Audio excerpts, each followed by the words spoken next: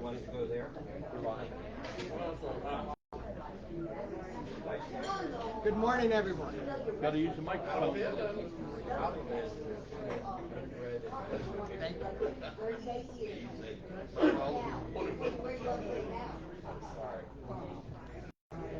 Good morning, everyone. There we go. A little bit. Talk louder.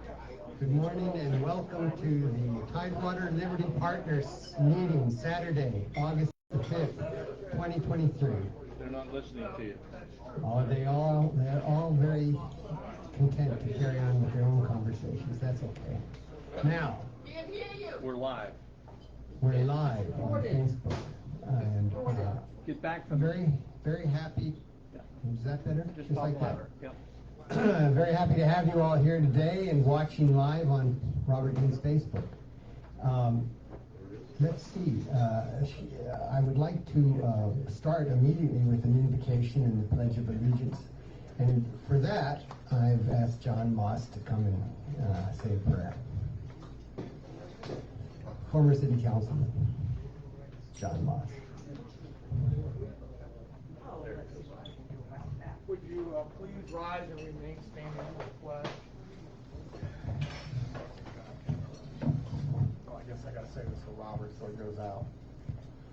If you would bow your head, please. Dear Lord, we gather here today in your name. We are certainly blessed by you with your boundless mercy. You gave us the greatest gift, which was our liberty, which is a creed which makes the Americans a unique people on this planet. We have a tremendous reverence for the source of our liberty. May you watch out over the men and women abroad and at home who protect the liberty that you granted us. And may our leaders listen and seek your counsel, and may we all have the wisdom and the humility to live your word. In your name we pray. Amen. Amen. Pledge, John? I pledge allegiance to the flag of the United States of America and to the republic for which it stands, one nation, under God, indivisible, with liberty and justice for all. Hey, John, just welcome John back after months out of the country. And if you want to Not give quite out of the country. You were in Alaska. And Canada. And Canada. And how was it? It was great. I encourage everyone to go. It was great. You have to go through woke Canada if you're going to drive the Alaskan highway. But the folks in Alberta, as many of you may know, they're trying to succeed from Canada and join the U.S., believe it or not. So anyway, but it was a great trip, and I try to stay a little bit connected, but not too much, but it's great to be back. How many miles? A little over 12,000. But you get a real appreciation for the expanse of America and just the, but you know what? The problems are the same everywhere, no matter how big or little the town. Affordable housing, crime, and not enough workers. So it's universal, no matter how little the town was, it was the same kind of problem. I spent a lot of time in Alberta as a geologist when I was doing my PhD thesis, and it is really, they call it God's country, and it's gorgeous up there, I'll tell you that much. All right, so today we have several different people who want to speak, but our principal speaker will be Delegate Barry Knight, who is going to break up for us the 2023-2024 Virginia budget. He's ready. Thank you very much. Thank you. Okay, like you said, I'm Barry Knight, and I've been in the House of Delegates now for 15 years. I live south of Pungo. I raised hogs for 40 years, and I got out of the hog business about 5 or 6 years ago. So I'm now the chairman of appropriations. What happens with the state budget, of course, is the governor, whoever it is, proposes a budget. And of course, we have to balance the budget in the state of Virginia, unlike the federal government. So the governor proposes a budget. I go in there as chairman of appropriations.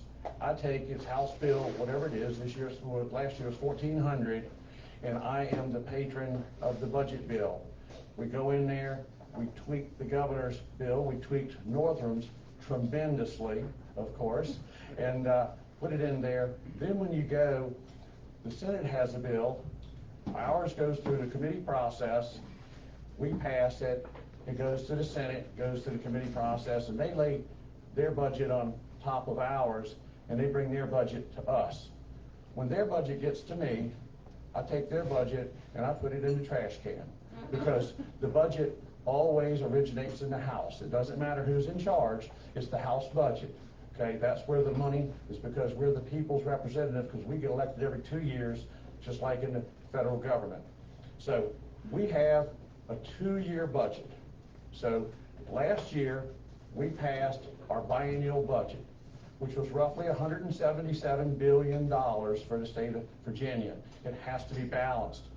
What we did last year, we looked in there and we said we've had tremendous rates of inflation. It's not the government's money. It's your money. It's my money. It's everybody in this room's money. So we said we have some core services we need to fund.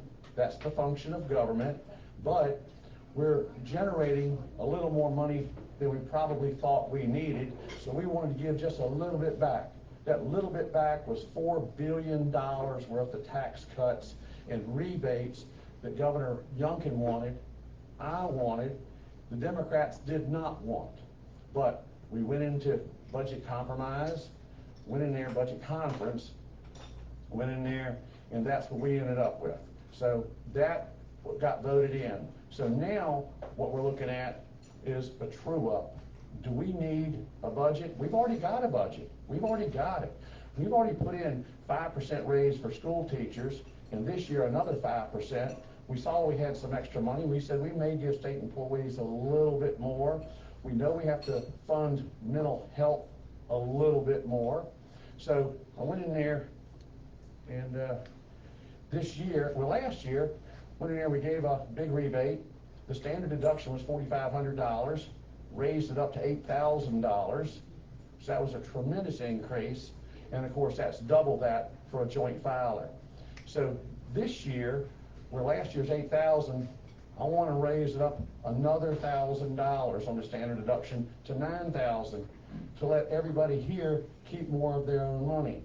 Also, we have money. I want to give a one-time rebate of $175 per person, twice as much for a joint filer. Also, last year, put in for military pension. I wanted to put in, where the first $40,000 phased in $10,000 per year, but $40,000 be exempt from state taxes. The Democrats didn't want it. They found out that I was getting ahead of steam. They said, okay, we'll put an age requirement. You can't take advantage of it until you're 65 years old. I said no. I negotiated to 55 years old. So now we're phasing it in at 55. Now I want to take the age requirement off of it. The governor came to me and says, Barry, we've got some people that are going into the service at 19, 20 years old. They're coming out in 20 years or so. They're wonderful model citizens. They're not a drain on society as much as maybe some other folks are. We want to keep them here, and that is the time to keep them. I said, fine. So I'm pushing as hard as I can to get the military pension, no age restriction on it. As soon as you retire, you don't pay any state taxes up to $40,000. So that was an initiative that I'm trying to promote right now. There's a federal business deduction on businesses, and you get to deduct 100% of your business. In Virginia, it's only 30%. I want to raise that up to 50% of a deduction. They're fighting me on that also. So we've got, trying to think, the standard deduction. I've got the top tax rate. Top tax rate in the state of Virginia is 5 3/4%. You start paying that when you make $17,000. It's tiered below that. But anything above $17,000, you pay the top rate. I want to move that up to $21,000. You don't pay the top rate till you hit $21,000. So that gives us some of our money back. So what I did was when we went in there, last year we had a budget. This year, I had a deal with Janet Howell and George Barker. They're co-chairs of Senate Finance. They started resisting me right towards the end, but they said we had a deal. And I kind of figured out, I knew George Barker had a primary. I asked George, I said, George, do we have a deal on these particular parameters? I put it in writing, gave it to him, and I said, if we have a deal, I'll give you until June the 20th, because your primary would be over. He couldn't vote for it because his primary opponent would beat him over the head with it. He said yes. We met every 2 weeks up there. I went like a kindergarten teacher, and I went through every single parameter of, about 6 or 7 of them, and they said yes every time. He lost. Janet Howell was in Japan. She wasn't there. I said, George, let's get doing this thing. He says, we never had a deal. I'm gonna tell you, I got fired up on that one, because where I come from, you work on a handshake, and I guess I should have got him to sign it and get the thing notarized, but that isn't how you're supposed to deal with people. You're supposed to be in there and deal, but we didn't have a deal. So then they gave me a proposal on a one-time rebate only. I said, I'm not gonna do that. I want to bring standard deduction up. I want to bring the tax rate up. I want to do the military pension. I want to do the business deduction. I want to do all of this. They said no. So I wrote them a very nice letter in here, and I wrote this letter saying that I want to do this deal, and if we don't do this deal, just remember that someone screwed up on the school tax holiday, and no legislator put it in last year, not even this year. Last year, I had to fix it in the budget. It was a language amendment to fix it in the budget. Nobody, nor the retail merchants or the lobbyists, did it again. This year, I want to put it back in the budget again to try to fix our tax holiday. They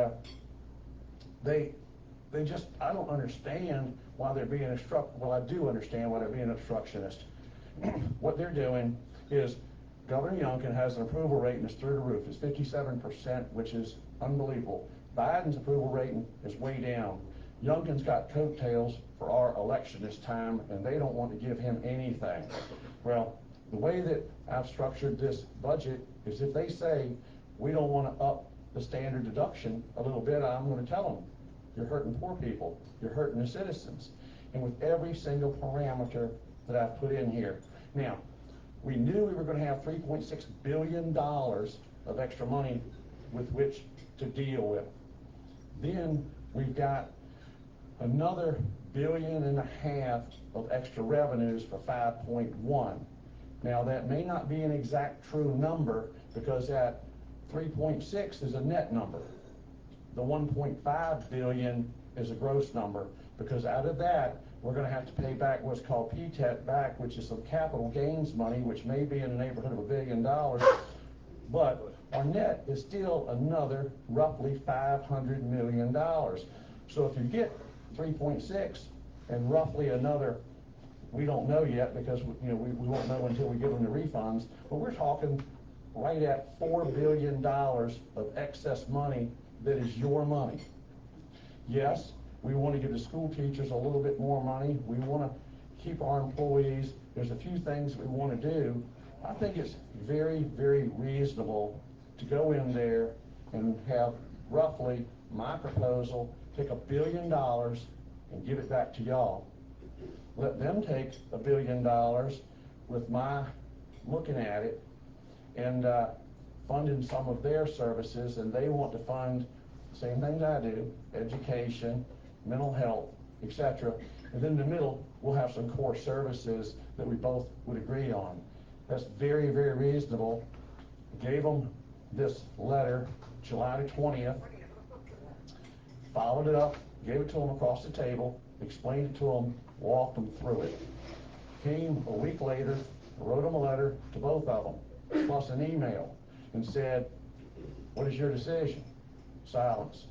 Followed it up with a phone call. Silence.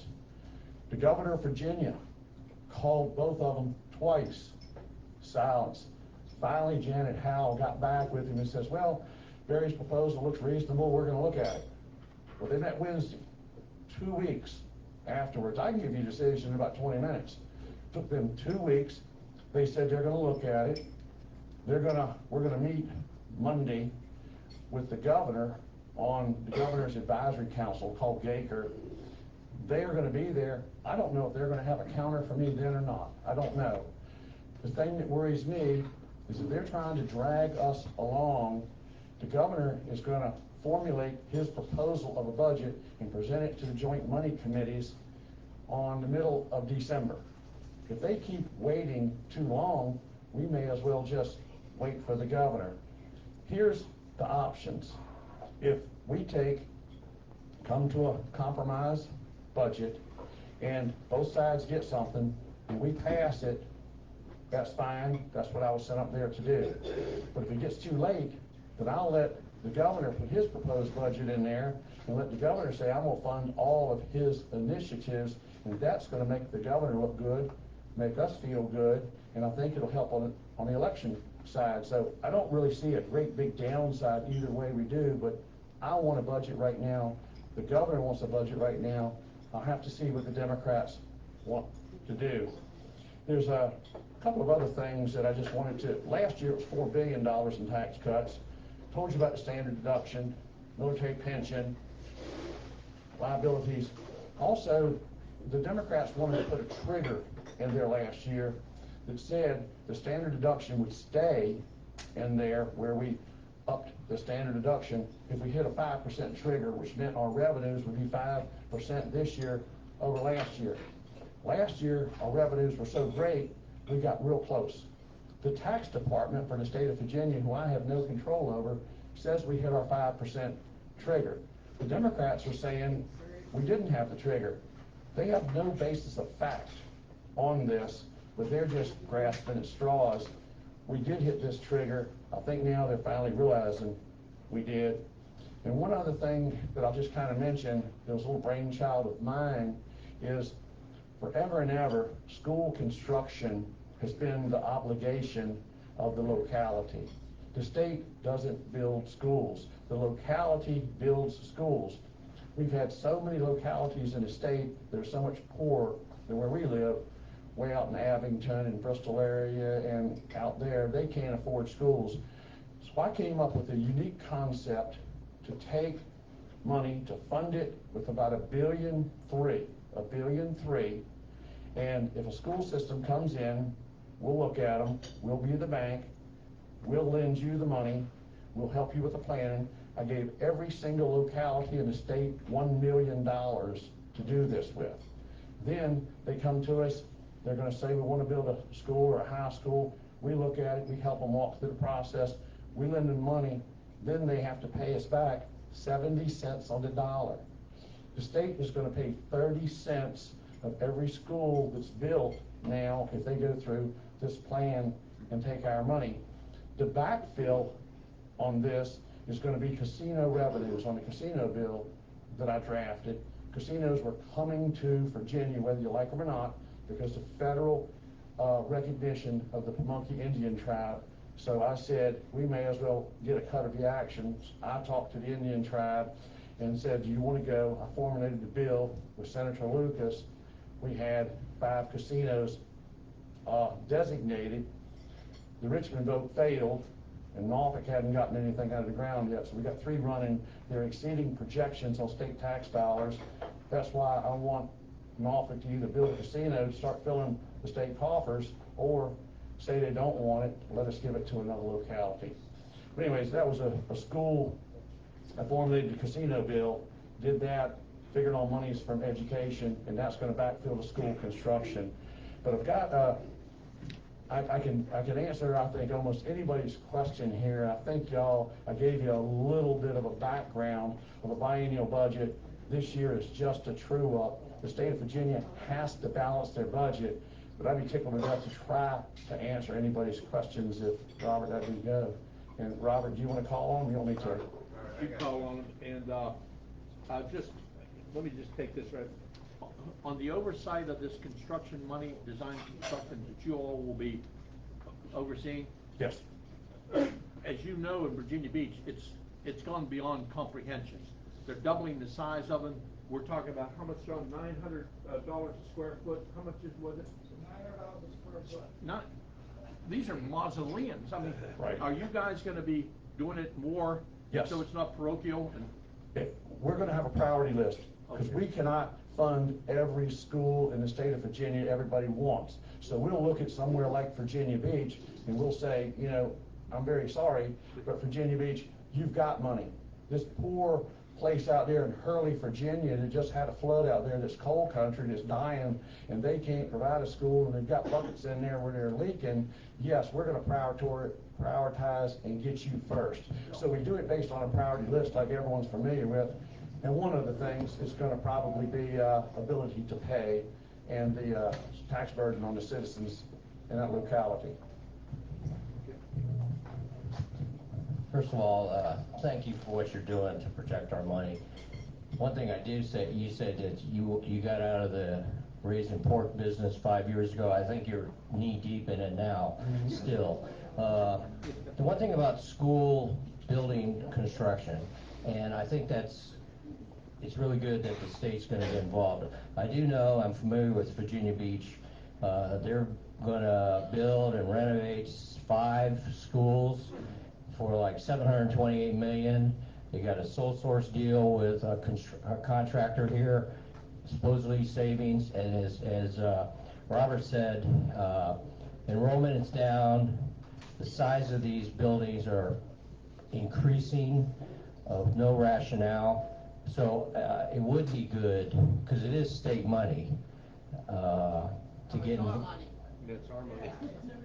When I say state money, I mean state gives it to this Virginia Beach City Council to give to the school board. No, I would love to see some oversight in that from the state. The second thing is, and you educated me that it's a 2-year budget. As I told you, I'm familiar with federal budgeting. When we go to the school board meetings, the school board always says, well, the state hasn't finalized their budget, so we have certain things we can't do, which you confirmed to me that's a lie, because they're living off the second year of your 2-year budget. So they have money. They're just looking for this extra money, I guess, to fund whatever they want to fund. So when they say they're waiting for the state to come down with a budget, that clearly is not true. Okay, good. You're 100% correct. I'll take your second question statement first. You're 100% correct. They know exactly how much money they're getting from the state. They're thinking maybe we'll get some extra money. Do you think for a second, if we were in a recession and we were going to have to go and claw some money back from them, that they were saying they want us to hurry up and get a budget? So it works both ways. So you've hit it at 100%. On the school construction stuff, the money that we give the locality now, that money doesn't go directly for building a school. That's a capital project. We pay a big portion, the state does, we pay a big portion of that money for operating expenses. The capital is a capital project, and that's different. Now, we all know that money's fungible, you know, but we don't give it with the intention of funding school construction. We give it with the intention of ongoing expenses for the students. We've got a little bit of a weird way that we may look at per report of how we fund local school districts. We have something called a composite index, and if your house values and land values are real high, you don't get as much of a pro rata share as someone out in Southwest and your land values are low. It's complex, but this JLOC report says it's still, after 50 years, working fairly good. We're kind of helping some of the school districts a little more that need it a little more. Okay, thank you. Hi, I'd like to know, do you know anything about a stadium that supposedly Governor Youngkin is bidding on? I know all about that. I was the Can you patron. tell us? I do. I was the patron of the bill last year. What happened? Speaker Gilbert, Majority Leader Kilgore said, "We want you to come to a private meeting in the Jefferson Hotel." I went into this private meeting. They said, this is the guy right here that's gonna do the numbers for us. Pointed at me. I want to introduce you to the COO of the Washington Redskins at the time, and the CFO, and this one, and that one, and lobbyist. I want to introduce you to this gentleman here named Dan Snyder. I said, hello, how are y'all doing? They said, we would like to have y'all supplement a stadium into the state of Virginia. I said, okay. And they said, Barry's going to carry the bill. I said, fine. Senator Sasslaw is going to carry it on the other side. Senator Sasslaw drafted his bill where it was open-ended. Could have cost the state a couple of $1 billion. I drafted the bill and said it would top out at $300 million. I told my caucus, I says, caucus, I don't think this is a good deal. I don't think we're getting a return on investment here, but you got to keep me in the ball game, because if you keep me in the ball game, I can be in it, and I can advise you, and I can make sure the Senate doesn't overrun with it. They're mostly from Northern Virginia, Sasslaw was and everything. So we got there. I got my bill passed. We kept going right on to the very last. I went in there and I told Senator Sasslaw, Senator Sasslaw, this bill isn't going to make it. I like you. I'm going to let you save face. You can strike the bill. If you want to tell them it's not going to be any good, fine. If you don't, I will. He struck the bill. We've got no stadium stuff. Now, yes, they've sold the Washington Command. Well, first of all, when I went in there, I said, Mr. Snyder, do you have any places identified in the state of Virginia? He says, we've got 3 locations. I said, okay, fine. I said, what have you got? Washington, D.C. and Maryland. He said, yeah, but we're focused on Virginia, one of those 3 places. I said, do you have a contract or an option on it? Well, we really don't have any of that right now. I said, so, Mr. Snyder, you're just playing us as leverage against these other 2 sites. I bought a little piece of land or 2 in my day.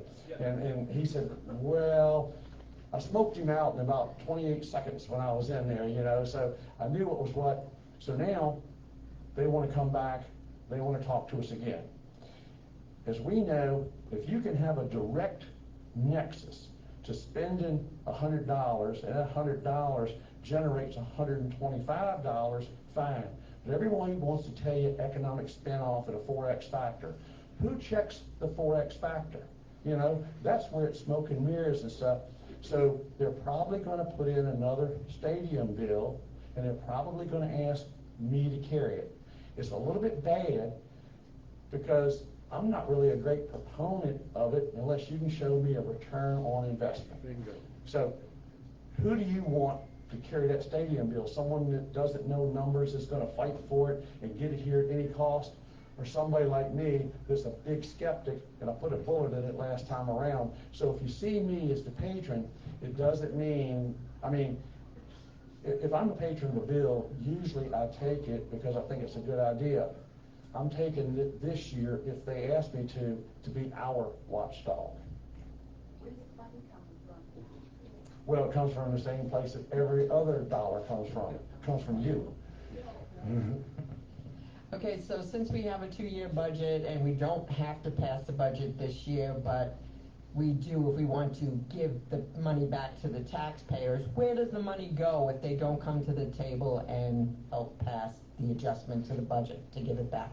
It rolls over to next year. To next year? Yes, ma'am. Go in a rainy day fund where we can't touch it? No. Well, there's a revenue reserve fund that's very hard to touch, and that's constitutionally mandated to be 15%, which is probably too high.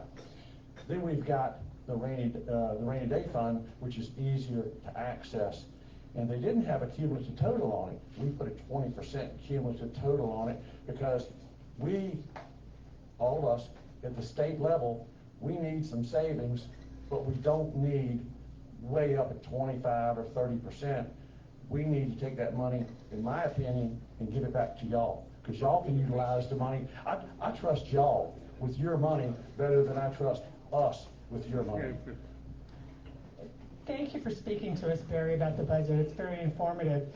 Do the legislators up there understand that citizens are getting older and they're making retirement decisions on where to live, And because it's so expensive tax-wise here compared to North Carolina, Florida, Tennessee, if there's an out-migration and this is put on national maps, a lot of states are losing people, and while we may be staying the same, I know a lot of people who have moved to North Carolina because it's a lower tax state. And does the legislature get any demographic information about that, or they just think everything's going to stay rosy forever?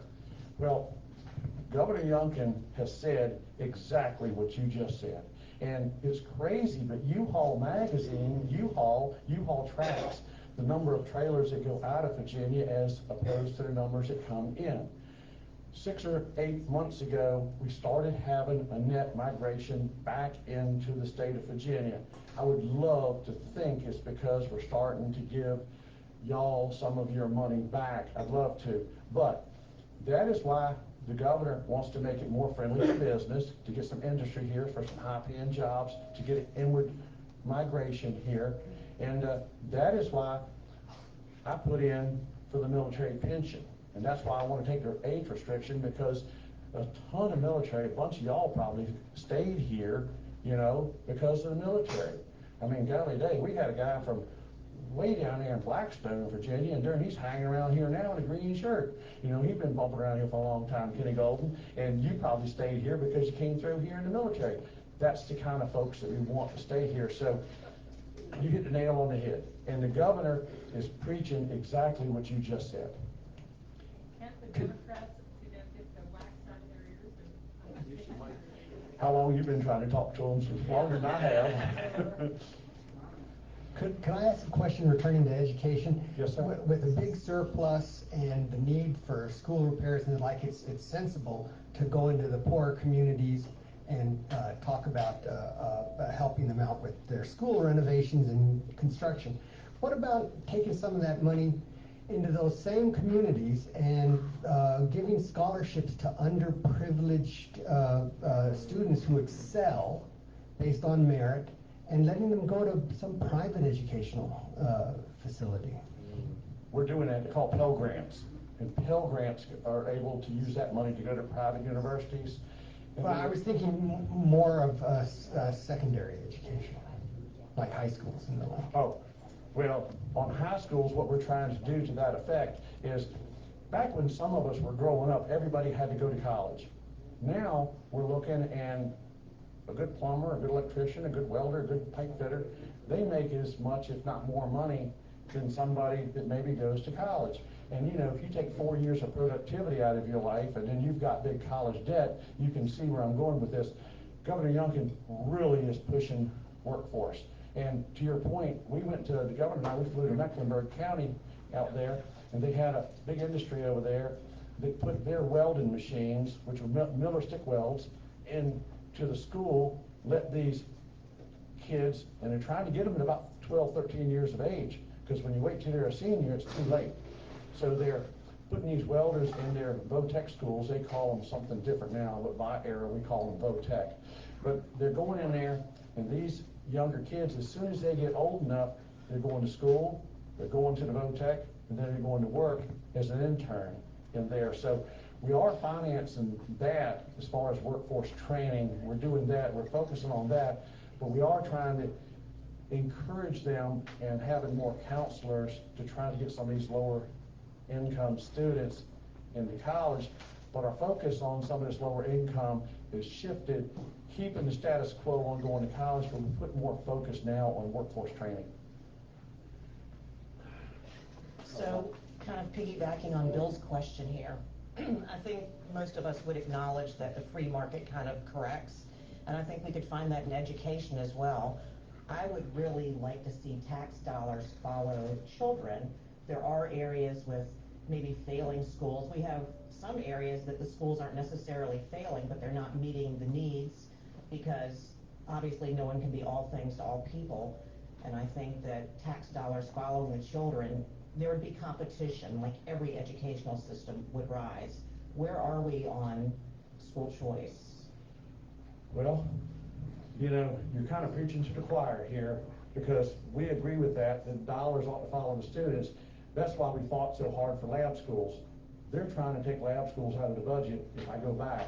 I said, not gonna happen. Gotta keep them, gotta keep perpetuating lab schools, but also on charter schools also. And we do need the dollars to follow the student. The Republican side is a big proponent of that, Laura, as you well know. We just got to get the other side to move a little bit. And we had a Delegate Algie Howell, who's a black gentleman from Norfolk who grew up poor, and he was a big proponent of charter schools. He's one of the few Democrats that was. And we started to get a little bit of movement, but it's hard with divided government because, you know, we got to pass it in the House and got to get it passed in the Senate. If we're able to get the House and get the Senate and have Youngkin as our governor, what you're advocating is going to get good legs in, good legs. That legislation will pass then. So, just follow up on that. I mean, and I was going to ask, because I know Nick Freitas put forward a bill to the money follows the kids. And I do know that, and I'm familiar with Virginia Beach schools, that there's been a big drop in enrollment in Virginia Beach schools. And unfortunately, because the money didn't actually follow the students, the school board, with all due respects, didn't really give a shit. They just did what they wanted to do. I really hope this school choice and the money following the students, because no matter what anybody says, and my experience is, if you have the money, follow the money, you have the power, and that's one of the leverages we will have over school boards from doing their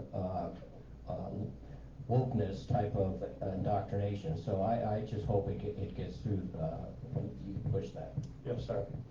It would, it sounds to me like the evolution of what's going on in public and private education. The free market is going to have to take this over. And the sooner state government realizes that's where the money should be going, the better. And I think, Robert, did you want to summarize? I think John Moss had a John Moss, let me, and John can wrap it up. Here, you gotta have the mic on. You know, one of the issues that Gaylord came out and talked about. Hold on a second. A longer term question, but you know, JLOC's come out before and said the structure by which Virginia raises revenue doesn't really reflect where and how we're taxing wealth at localities really doesn't reflect the economy that we now have, where services versus products. And places like Tennessee don't tax either active or passive income at all, and they've gone to purely transactional revenues. Do you see the JLOC or the General Assembly looking, because that's truly transformative, you know, to go to transactional revenues versus taxes on either wealth or taxes on product, and making a distinguish between services when now that's a more dominant part of the economy? I'm just curious if that's something that you see JLOC being tasked to look at as a longer-term structural reform to how we raise revenue. John, you know that the tax structure in the state of Virginia hadn't been touched in a long time. And to your point, it probably is outdated. It's going to be a major overhaul. It's a zero-sum game, you know, that we've got to have a certain amount of money, so if we don't get it from here, we've got to get it from there. And to your point, certain states like Florida and stuff, they've got a very high sales tax where every time somebody buys a product or buys a service, they pay the tax. And Florida's economy is doing pretty doggone good, and they're getting a lot of retirees because of that and the weather. John, I'll be honest with you. You're right. It needs to be looked at. You're exactly right about that. Who has the stomach to do that? I don't know, but the first step of a major overhaul has to be someone other than a legislator up there 2 months a year, and no one's better than probably our gold standard, what you quoted as the JLARC. So someone would have to probably put in a bill for JLARC to study it. Do I think it's time? Yes, I think it's time. So I think you raised a very valid point. Very, first of all, thanks for helping with the JLC priorities for the military folks. Second, how much flexibility in the Code of Virginia and law do we have in sending money to private schools? Right now, we don't have very much flexibility at all. We've tried to pass the legislation gets blocked. But you gotta remember, and some of y'all probably know this, but you have regulation down here. Then you have the code of Virginia up here. Then you have my document, the budget of Virginia, that trumps everything. So, sometimes we can't get this stuff passed in legislation. Try to fight for it hard in the budget to put some money like we did in lab schools. That was a piece of legislation, but we had to fund it, and we got that funded. The problem with it is the legislation in the budget only lasts as long as the budget does, and the budget's a 2-year budget. So we try to get the camel's nose under the tent through the budget sometimes to show people this stuff is working, but then it's another fight depending on the makeup of the General Assembly. And you know, simple basics that everyone here knows, it's gotta pass the House, and it's gotta pass the Senate, and it's gotta get signed by the governor. We can get it signed by the governor, and we can get it passed in the House. We can't get it through the Senate right now because they've got us by a couple of votes. Barry, in closing this out, unless we have some more questions, correct me on these numbers. Currently, we have about a $3 billion excess of revenue coming in for 2023. Coupled with that on the biennium, that comes to about 5.1 billion. It's about 5.1 billion gross. Right. We're gonna have some liabilities of maybe $1 billion on it, so we're roughly 4 billion. Okay. So then, coupled with that is the estimated, am I right on this, Councilman Moss? We're looking at about $180 million in Virginia Beach in excess revenues that they're still trying to figure out what they want to do with it.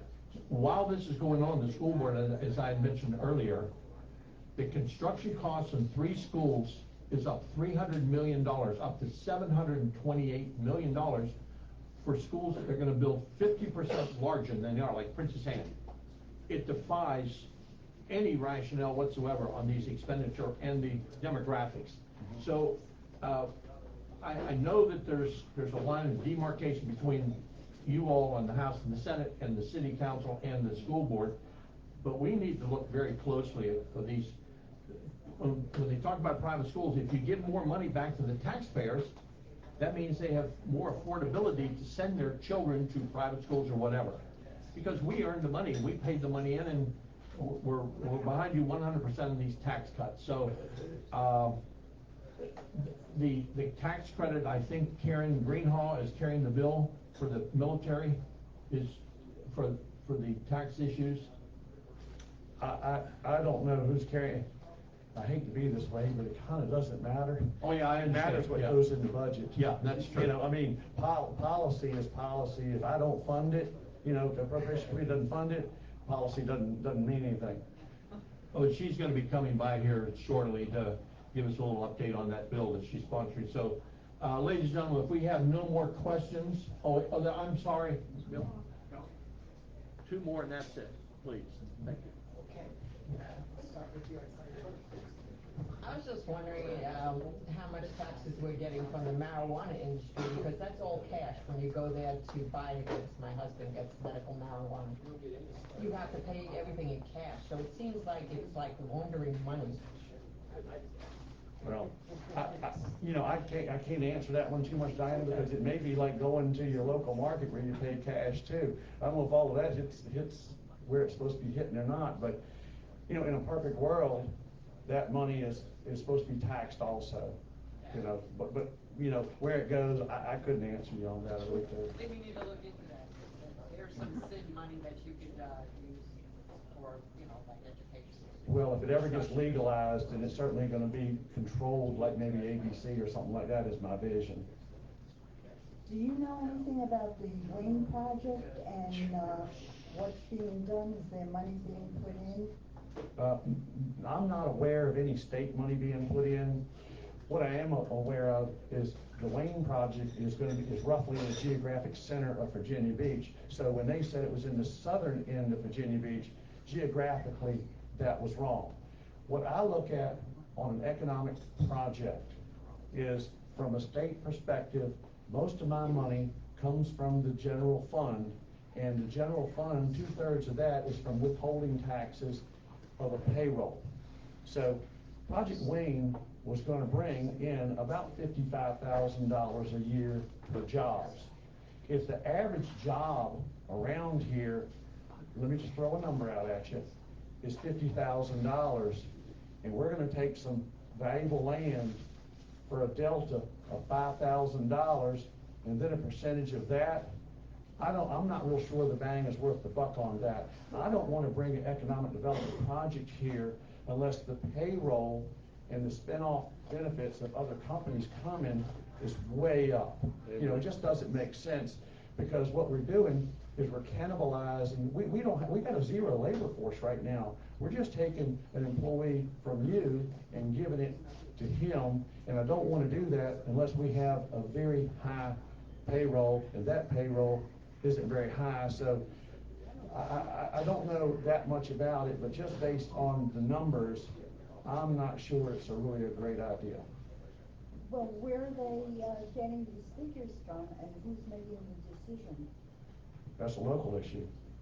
Because I talked to the governor about Project Wayne. He said someone mentioned to him they had an economic development project coming to the city of Virginia Beach. And he said, well, if it's a good economic development project, he said, well, then that's fine, because we like to do that. But he said he did not know any specifics. Some people kind of spun his words a little bit and said the governor was behind it. I talked to the governor face to face about this, and he says, no, Barry, I'm for economic development if it's, you know, cost plus positive, if you will. So don't read into that the governor or anyone at the state is behind this. I'm not aware that they are. I know the governor's not. No. Thank you. Thank you, ladies and gentlemen. Thank you very much. Very good for you taking time. We appreciate it. Yes, sir. Very informative. And I like what you said about not wanting to build a lot of stadiums. That's right. We don't select winners in that. All right, I got 2 microphones. Can I give you this one back?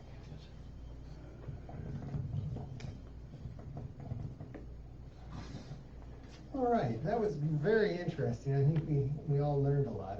I know I did. Now, at this point, we would like to introduce some candidates for office who are running in elections, and get any kind of short statement that they want to make. So let's start with Mike Karslake.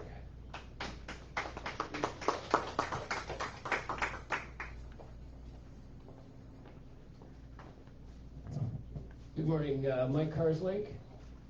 Oh, behind here. Yes, sir. Front and center. Running for the 96th district, which includes this area. It goes all the way back to Centerville, Talwood High School, Salem, and all these regions in between. So this morning we've heard a lot of things from Honorable Delegate Barry Knight about education and about other things. I want to just highlight really quickly some of my concerns, and that is one of them would be academies. I would like to see more academies in our Virginia Beach school system. And number 2 would be parental rights. I would like to see more parental rights. I'm all in favor of that. Number 3 would be workforce. We have a lot of areas of our schools that used to have voc tech training or workforce training. They're empty because we don't have enough teachers. So I would all be in favor of getting those increased, and so on and so forth. I have some flyers this morning. My assistant, Parker's going to hand you a flyer very quickly, if you didn't do that already, okay? And I would like to apply knowledge and wisdom in our schools. These are just highlights. Back the blue and first responders, protect our Second Amendment rights, respect and honor our veterans and remember our fallen, cut our taxes, including income, property, and vehicle taxes. And as a Christian, I would like us to see we would love God and preserve our Judeo-Christian heritage. So those are some of my main issues, and I hope you can come out. If you're in the 96th district, I have signs this morning. I'd love to give you a sign that you can take with you and put it in your yard. Thank you. Wait, can you take some questions? Yes, I'll take questions.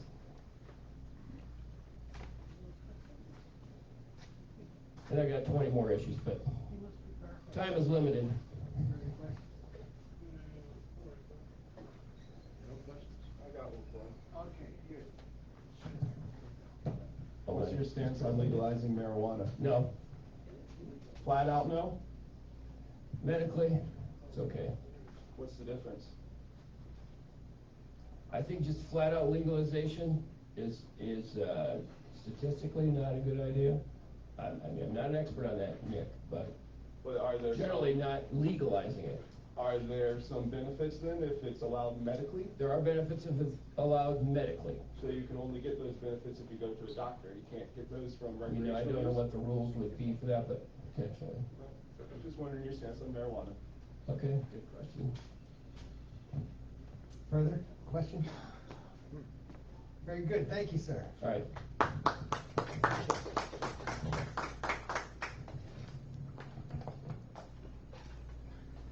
I know Diana Howard and Ronna Marsh want to come up and... Yes, of course we do. What am I thinking? Would you like to... If you'll have me. Yes, of course I will. I'm sorry, This way? Yeah, go ahead. Hello, my name is Nicholas Olenek. I'm another candidate for delegate of 96th District. Would anyone like to ask me questions first before I just ramble? Mic up. What would be the benefit of legalizing marijuana for everybody? Legalizing marijuana for everybody would put the same laws across the board equally to all Americans, or at least all Virginians. It would increase the willingness of people to pay taxes and give us revenue into our coffers for a willing tax. They're wanting to go pay. I don't know if you've ever actually gone and bought marijuana at a dispensary, but they tax the crap out of it, and people are not complaining about it. So one few things people are willingly going to give their money to state coffers for and not complaining. Getting back to the... I could say that's not true. My husband doesn't want to be on medical marijuana. I mean, he's on it because he's in so much pain. And it's a better... Any more pain medically. It's a better solution to the pain than the opioids that constipate and do other damages. Exactly. Therefore, it does have... I mean, most people don't want to be on opioids either, but it is a solution to a problem that's long overdue, and people are willingly giving their money into taxes for this with not complaining. Same with casinos. The marijuana industry does need to be legalized, and how y'all were talking about, Delegate Knight was talking about the money in the reform. It is a cash business because they're not allowed to participate in banks. All money has to stay out of federally insured banks until we find a solution. So now you're bringing crime of people trying to rob dispensaries and grow facilities because they know they're a cash-on-hand business. We need to apply all of these laws evenly across the board, whether a doctor says you can have something or not. People's quality of life and their personal liberties and freedoms to choose what direction, the right to choose whatever they want to do. Are we a free nation or not? Did our veterans go over there and fight and die and give blood and treasure to say you can't do something in America? What about that is free? It is a plant that grows from the soil. Think of the boom in the agricultural business. Once we unleash hemp in our fertile soils of Virginia, we can make toilet paper out of hemp that is way better than any other paper product in the world, especially for our rural areas that have septic tanks. It is a better solution to a lot of problems, and we've gone past it multiple times. Right now, you have to throw entire crops of hemp away if it's over 0.3% THC and nobody's smoking it. You're just making fibers and clothes out of it. Are you really going to cut up a shirt made out of hemp and smoke it for 0.3% THC? The people that have made these marijuana laws are ignorant to the issue, and we need to vote everybody out that's not willing to listen. If we just start putting a bunch of term limits in on all elected officials in Virginia, including down to school board, mayor, politicians, all the way up to president, make it so they can only serve 2 consecutive terms. It's good enough for our governor to only serve 1 consecutive term. Why can't we do 2 consecutive terms for all other elected officials in Virginia? I think we'd iron out a lot of problems. You know how much it would cost for lobbyists to rebuy every elected official every 2 years for a different spot? It would bankrupt them. We just solved a lot of problems with term limits. Yes, sir. Get a mic. If you, and this is just a question. Microphone. Sorry. This is just a question out of my own ignorance, but I'm curious. What are the effects of, well, if you legalize marijuana, wouldn't that increase the amount of car accidents on the road? We legalized alcohol and they cause even more car accidents. It sounds like you're trying to judge people for a crime before it is even committed. Most people. But I mean, it would increase. I'm not judging them. Well, most people use, like myself, I'm a marijuana user, and I use it in the safety of my own home. It's also the place I drink my alcohol, and I don't drive. There's already laws about driving intoxicated. So How do you test for marijuana? Oh, they'll have to come up with that. But I guarantee you, people have been driving on weed our entire lives. They go slow. Yeah, it's not a big a problem as you think it is. People have been doing it under the table for years, for decades, for our entire lifetime. Since cars and marijuana has existed, people have been doing it, and you've never heard of the problem. Don't you think if it was a rampant problem, you'd hear about it on the news? We hear about drunk driving accidents on the news, but never marijuana driving accidents? Because they're not really a thing. My turn? I don't know who that, there you go. I was like, I don't know who that's My concern about allowing marijuana is that it's introductory to drugs and leads, in my opinion, to many people that go from there to stronger, more powerful, more destructive drugs. And that's my concern about making it legal.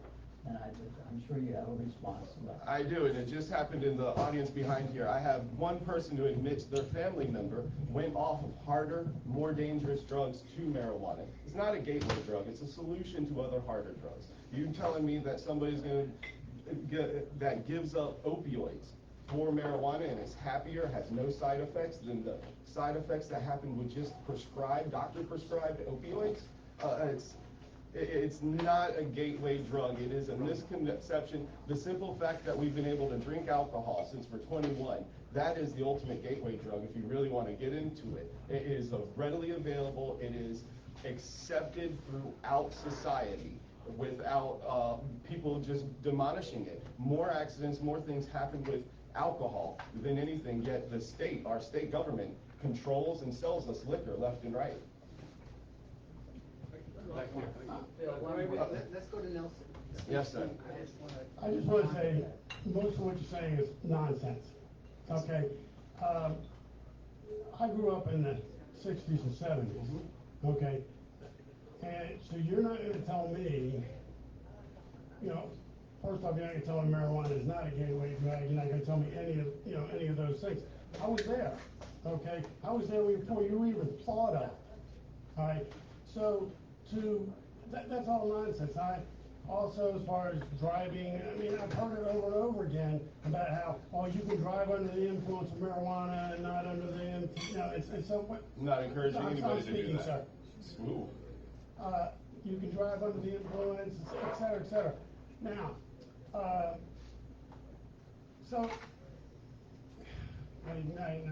the number one gateway drug to our youth today would be Ritalin and Adderall, and it's handed out like pills, just like Tic Tacs left and right. That is the number one gateway drug. Yes, you're going to bring up these other. No, I'm not. I'm just proving any of that.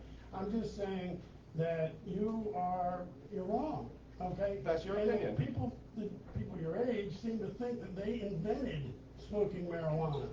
Okay. We just perfected they seem to think that they invented with science. a lifestyle that can now work. So it's really a statement, not a question. I figured I that. lost my train of thought. But on the last comment, then we got to go to Rona Marsh. You sort of taken my question and twisting it towards driving. I'm not concerned about the driving. I'm concerned with people being led to drugs and getting into stronger drugs. It doesn't have anything to do with driving or not. I'm concerned about the people coming addicted to them. And that's my question again.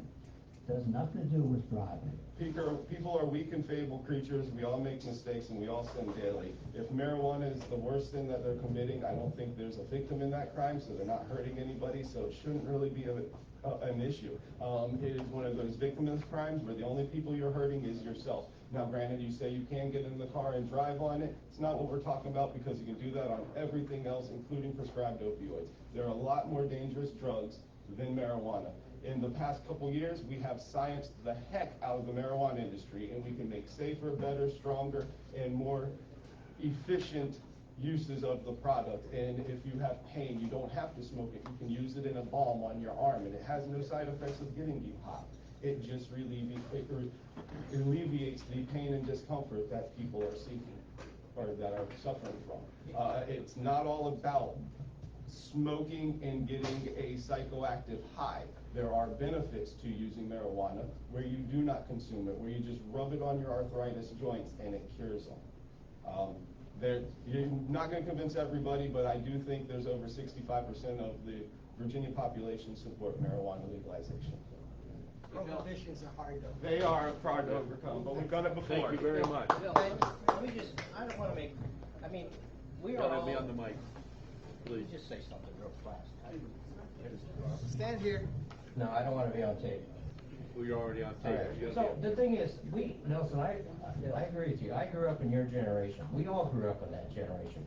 But I think we ought to give this gentleman credit for bringing up the issue that it's out there and people are using it. And from a financial point of view, I know that from a financial point of view, as a state, we could benefit tax-wise from this. Now, I'm not saying that I approve of legalized marijuana, but it's out there. And we ought to at least think about this. I had a sister-in-law who died of cancer, and one of her prescriptions was to smoke pot, and it helped relieve her. Now, you know, I see your expression. I'm not saying I agree with legalizing marijuana, but we need to look at what the benefits are and what the state, it's out there. We might as well tax the hell out of it and benefit from it. So all I'm saying is you ought to give this gentleman some credit for bringing it up. I'm not saying I'm going to vote for him, but I'm just saying that what he's saying sometimes makes sense doesn't make sense to our generation, but might make sense for a larger, younger generations.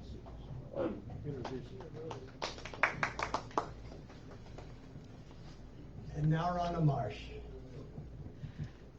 Thank you. I appreciate you all being here.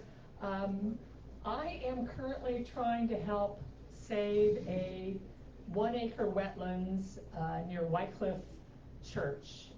The church has 8 acres and they want to sell it, and of course what they want to do is sell it to a developer who wants to put 12 homes, and about 6 of those would be in the lake. Yes, in the lake. So floating homes in the lake. His plan is to fill in the lake. The petition that is being circulated is actually on the Tea Party page.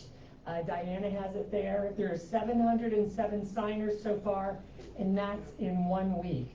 We really need people to sign the petition, and if you don't want it filled in, if you don't want one of our pristine wetlands filled in, send an email to M. Coleman. Her name is Marshall Coleman, but it's just M as in Mary Coleman at bbgov.com. They're counting the number of people who are opposed to this.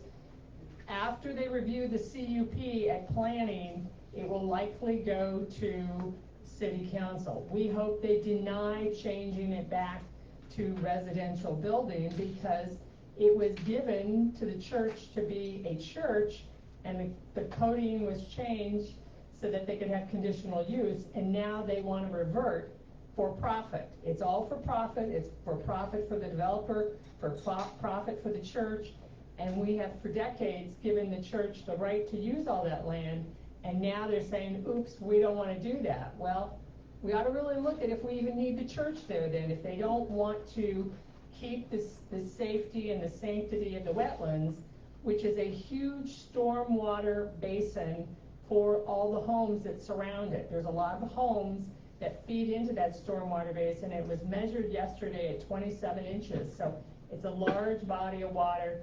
Please look at the Tea Party page, and on Wednesday night on John Moss's program, Liberty, Robert Dean has made arrangements for one of our leaders, Wendy Crutchfield, to speak with John Moss, and we're looking if there's someone else who can make the broadcast at 7 p.m. Most of us will have been at Planning Commission all that day. trying to convince him not to change the conditional use permit. So it would really help if you would sign the petition and email mcoleman@bbgov.com and just listen to the Liberty broadcast, because it's really going to come down to what council says in a month or 2 or 3. Thank you so much. Questions? Oh, questions. It's in Yes. Virginia Beach, is that correct? It's in Virginia Beach. It's on Great Neck Road at Millwood. Great Neck Road is one of the most busy streets in the city. And if you fill in this huge, they call it a pond. It's actually called Lake Conrad 2, and it feeds right into the Great Neck Lakes, which feeds into the Chesapeake Bay. If you fill that in, we don't know how the flooding will be affected. Where's the water going to go? We don't know where the water is going to go. So we really need to stop this before we end up with a flooding issue on Great Neck Road. Will you spell Wycliffe Church? WYCLIFFE.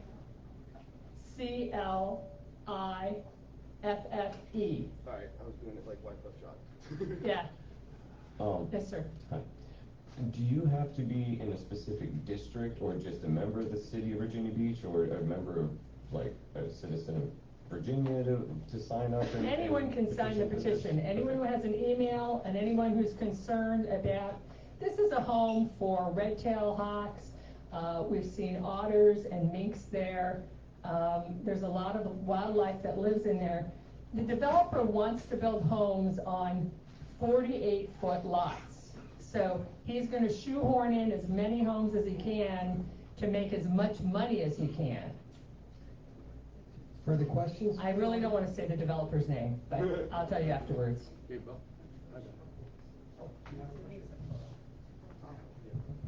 Ms. Marsh, is it not true that there's we're not taking away anybody's rights to build or to develop, but isn't there already an opportunity for him to build something like 3 houses on upland?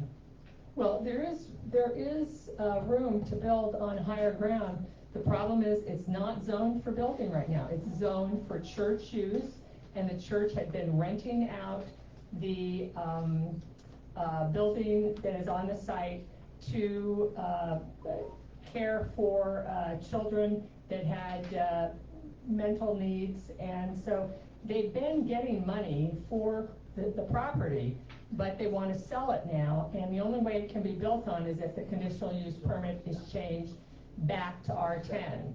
And right now it's not. So the developer has, I believe, a conditional contract. If it's not R10, he can't build.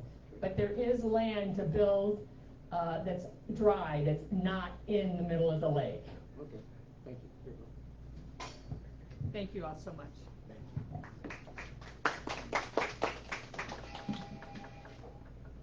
Diana, would you like to speak to us? Diana Howard from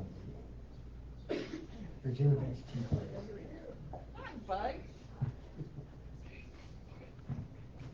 I just wanted to let you all know that this Thursday at the Masonic Lodge, 2849 Princess Anne Road at 7 p.m., we're going to have John Lawson, who is the Director of Energy Development for Dominion Power, and he's going to be speaking on the windmills.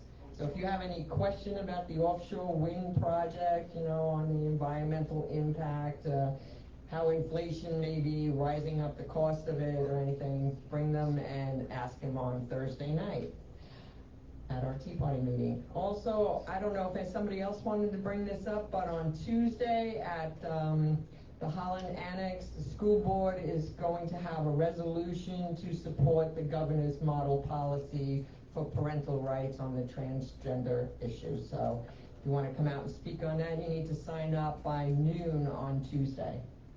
Right? Do you have any idea how they're going to vote? Well, they have their own policy, and I don't know if they're going to change that. So our school board could wind up fighting our governor. Fascinating. Does anyone else want to make a comment here at the podium? If not, then I would think we're done, and I'll entertain a motion to adjourn. So moved. Seconds? There's a bunch of seconds. All in favor say aye. Aye. All opposed? Thank you very much for coming. It's been very fun.